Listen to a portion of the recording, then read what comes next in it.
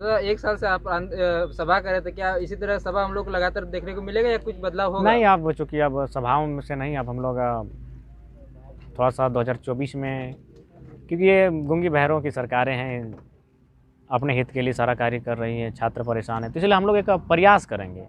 ये नहीं कहेंगे कि हम लोग जो आने वाले समय में चुनाव होंगे उसमें हम लोग परिवर्तन लेकर आएँगे। हम लोग एक प्रयास करेंगे। प्रयास करना, परिवर्तन होना दोनों अलग विषय है। तो हम लोग का प्रयास रहेगा कि युवा और छात्र एकजुट होकर एक ऐसी सरकार को आने वाले दिनों में चुनें जो राज्य के हित में काम कर सके।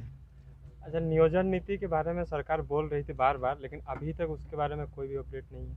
हाँ, देखिए, इसके लिए कहीं न कहीं सरकार की जो मंशा है, उनके पास जो सबसे पहली बात है कि नियोजन नीति, हम बार-बार यही माँग हो रही है कि झारखंड के हित में नियोजन नीति बने। जी। लेकिन जो लोग सत्तारूढ़ दल के हैं, अब उनके इर्द-गिर्द जितने भी अधिकारी हैं, जो उनके सलाहकार हैं, सब तो अन्य राज्यों के हैं। तो फिर यहाँ नीति कैसे बनेगी? सवाल ही नहीं है। वो भले आके 1932 के खतियान की बात करें, वो भले झारखंडी की बात करें, लेकिन उनके के माने कैबिनेट के बाद जो माने मंत्रालय के पीछे जो कार्य करती है, जो बॉडी कार्य कर रही है, जिसमें सेक्रेटरी हैं, जिसमें आईएएस वगैरह हैं, वो तो मैक्सिमम लोग बाहर के हैं, सलाहकार भी हैं, जो नॉन गवर्नमेंट के हैं, वे लोग भी बाहर के हैं, यूपी, बिहार, बंगाल के लोग रखे हुए हैं। तो उनसे आप कैसे अपेक्षा कर सकते हैं कि वो झारखंड के हित में कार्य करें? तो इसीलिए मेरा मानना है, बदलाव ही झारखंड के लिए कुछ उम्मीद ला सकता है, वरना जो परिस्थिति आज झारखंड राज्य में देखने को मिल रही है, यहाँ लगभग लगातार युवाओं के सपने को दरकिनार करते हुए नीतियाँ बन रही है। तो दादा, अभी देख रहे हैं रामगढ़ में उपचुनाव है, तो वहाँ पे देख रहे हैं सब आदमी फिर वही जो हाल था, झंडा ढोने वाला सिस्टम वही फिर दिखाई दे रहा है। देखिए, हमने पहले भी कहा कि हम लोग एक प्रयास कर रहे हैं। हमने ये नहीं कहा कि हम लोग जो प्रयास कर रहे हैं उससे हम लोग परिवर्तन ही कर लेंगे। हम लोग एक पेड़ लगा रहे हैं, एक छोटा सा बीजारोपण कर रहे हैं। कुछ लोगों पे इसका प्रभाव थोड़ा मोड़ा दिखना चाहिए था ना।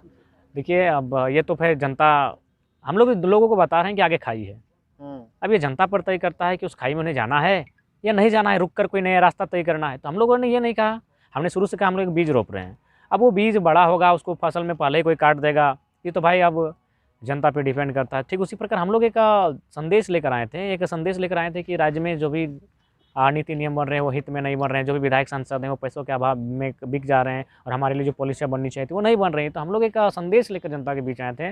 अब जनता को तय करना है कि उस संदेश के अनुसरण उन्हें नवनिर्माण करना है या नहीं करना है, ये जनता पर निर्भर करता है। कुछ लोगों का कहना है कि 1932 के खतियान आधारित नियोजन नीति बने, लेकिन हम लोग का जब खतियान लागू ही नहीं हुआ है तो नियोजन नीति कैसे बनेगा दादा उस आधार पर? देखिए, सबसे पहली बात है, कोई नियोजन नीति स्थानीय नीति के आधार पर बने तभी संभव हो पाएगी। और बाकी अगर अभी नियोजन नीति तत्काल में बनानी है तो उसके लिए आपको जातिवासी प्रमाणन करना होगा। खतियान के आधार पर जातिवासी निर्गत करे, स्थानीय ब्लॉक को सख्त चेतावनी हो, किसी प्रकार का हेर फेर ना हो। जो 2 राज्यों में वोटर ID, जो राज्यों में स्थानित रखते हैं, उनके साथ किसी प्रकार की कोताही ना बरती जाए, उनके साथ कोई भी।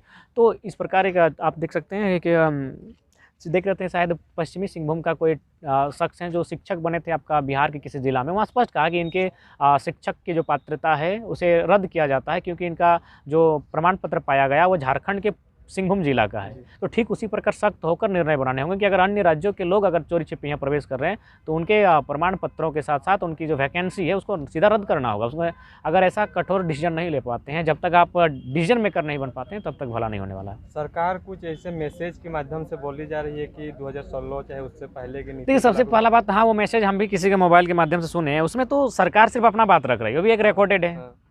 और इधर से यस या नो का ही ऑप्शन है। अगर आपने यस कहा तो भी धन्यवाद, नो कहा तो भी धन्यवाद, कुछ नहीं कहा भी तो भी धन्यवाद, और फ़ोन कट जा रहा है। तो देखिए, फ़ोन का क्यों ड्रामा करना, आप सीधा अब ऐप का ज़माना है। आप एक ऐप लीजिए और उसमें अपना स्टेटमेंट रखने दीजिए, कम से कम एक पैराग्राफ में छात्र जो भी हैं अपनी बातों को रख सकते हैं।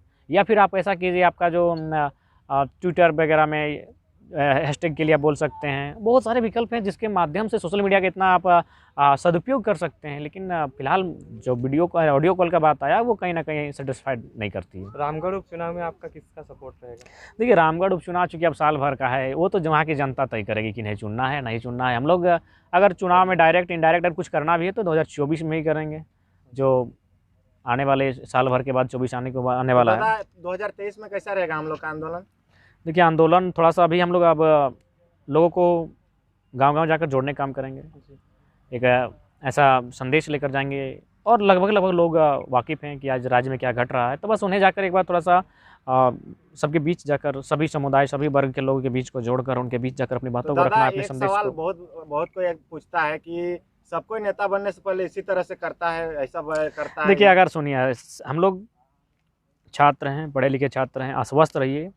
हम लोग जो बात कह रहे हैं, अगर विधि व्यवस्था से वो बात नहीं हम लोग मनवा पाते हैं तो झुमरा का पहाड़ खाली है, वहाँ जाने में हम लोग को देर नहीं लगेगा। झारखंड की मिट्टी का इतिहास रहा है, यहाँ विद्रोह हुआ है, यहाँ आंदोलन हुआ है। हम लोग पहला प्रयास, जो कि पढ़े लिखे छात्र हैं, सीधी उंगली से ही घी निकालने का प्रयास करेंगे, लेकिन अगर नहीं निकलती है। पहाड़ों की बात करें दादा, लेकिन पहाड़ों में भी तो काफ़ी सारी एक्टिविटी देखी जा सकती है। देखिए, फिलहाल पहाड़ों को इसीलिए बेचने का प्रयास किया जा रहा है क्योंकि उनको सभी को, अगर झारखंड में किसी का हुक्मरान को डर है तो उन पहाड़ों के पीछे जो खनिज संपदा है वहाँ और भी कुछ है, उनसे उनको डर लगता है। तो फिलहाल हम लोग यही कहेंगे, लोग क्या कहते हैं वो मायने नहीं है, हम लोग अपनी बातों पर क्लियर हैं। हम लोग राजभोग करने के लिए नहीं आए हैं, हम लोग का उद्देश्य है झारखंड के हित के लिए। अगर नहीं होता है तो अगर हथियार भी उठाना पड़े, विद्रोह करना पड़े, जो लोग इस राज्य के लिए गलत नीतियाँ बना रहे हैं उनके खिलाफ सामना करना पड़े, तो हम लोग पीछे नहीं हटेंगे। लोग क्या कहते हैं ये लोगों का मैटर है, हम लोग तो स्पष्ट हैं कि हम लोग राजभोग करने के लिए नहीं आए हैं, और नियति हमें चुनकर लाई है तो राजभोग करने के लिए नहीं आए। वरना एक छोटा सा शख्स, एक आम साधारण सा लड़का आज इस स्तर पर हम नहीं आ पाते हैं।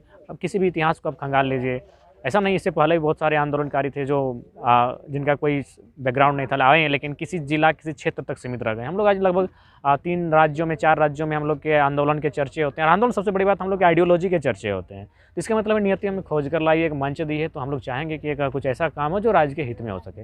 नहीं होगा तो ऐसे भी इस दुनिया से एक दिन सबको चले जाना है, तो जो लोग हमारे साथ गलत कर रहे हैं उनको बख्शा नहीं जाएगा आने वाले दिनों में। और देख रहे हैं दादा, पुलिस वाले ज़्यादा गुंडागर्दी आजकल बढ़ा दिए, हर जगह देख रहे हैं। देखिए, सबसे ज़्यादा करप्टेड अगर कहीं है तो झारखंड में है, और सबसे ज़्यादा करप्टेड कोई है तो प्रशासन में बैठे लोग हैं, पुलिस प्रशासन में बैठे लोग जो हैं। जिसका जितना ज़्यादा रैंक है उतना करप्टेड है, उतना क्या कहना है। अभी रात को जितना भी कोलियरी बेल्ट है, चले जाइए, जितने भी अधिकारी हैं, किसी बढ़िया मैंने रेस्टोरेंट में मुर्गा और बढ़िया रेड बियर ना क्या ब्लैक बियर सब आता है, वो सब पीता हुआ नजर आएगा। हम लोग जानते भी नहीं, हम लोग सुने हैं। और देखते हैं अभी रामगढ़ में उपचुनाव होने वाला है ना, तो जितना भी 4 व्हीलर पार होता है रोड से, सबका चेक होता है, डिक्की से लेकर सब चीज़। तो ऐसा जब चुनाव के टाइम में ही क्यों चेकिंग होता है? इसका सब नेता लोग का मतलब पैसा लेके यही टाइम घूमता है। देखिए, उससे अच्छा है कि अगर आपको शराब को ही चेक करना है तो चेक क्यों करना है, बंद ही कर दीजिए ना। राज्य में आपकी सरकार है, क्यों आप बंद कर दीजिए, बिहार के तर्ज पर बंद कर दिया जाए। बहुत बहुत धन्यवाद दादा। धन्यवाद, आप सभी लोकतंत्र के चौथे स्तंभ का भी धन्यवाद।